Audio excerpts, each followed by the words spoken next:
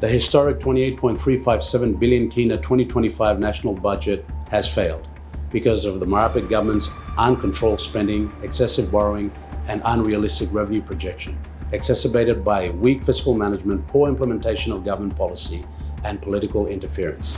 We are now at the end of the annual budget cycle, and sectors, districts, and provinces have sadly not received their budget appropriations for 2025. Papua New Guinea stands at perilous crossroads.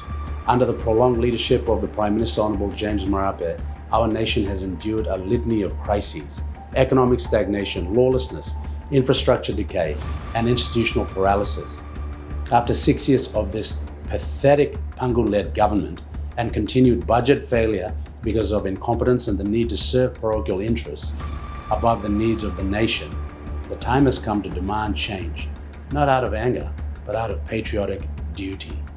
We owe our people a better Papua New Guinea. Without equity in budget distribution, socioeconomic indicators will continue to regress. The MTDP4 and Vision 2050 will become cliché and not worth the paper they're written on. Equity is about growth across the board, across all sectors, to achieve equal and fair representation. Albert Einstein warned that insanity is doing the same thing over and over again and expecting a different result.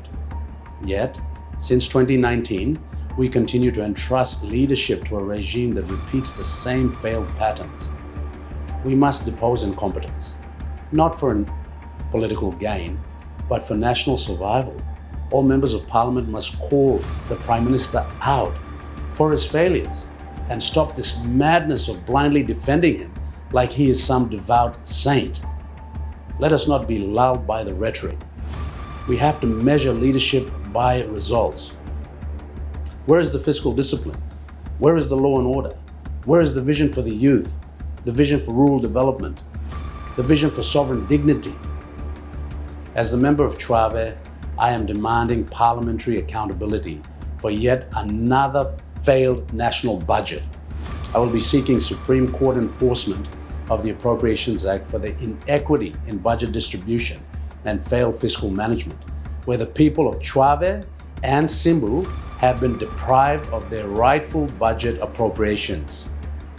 We must put a stop to the performative stunts and demand leadership that understands systems, not slogans.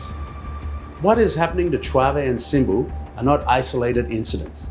It's affecting everybody, one way or another, so we must stop pretending. There's a little kitchen cabinet that is plundering and pillaging the national coffers. There's a better way to run the country, with transparent, accountable leadership that embraces equity and stands for the people. The future of the country is our responsibility. Let us restore competence, let us reclaim dignity, let us change the course of history by getting the leadership right for our people.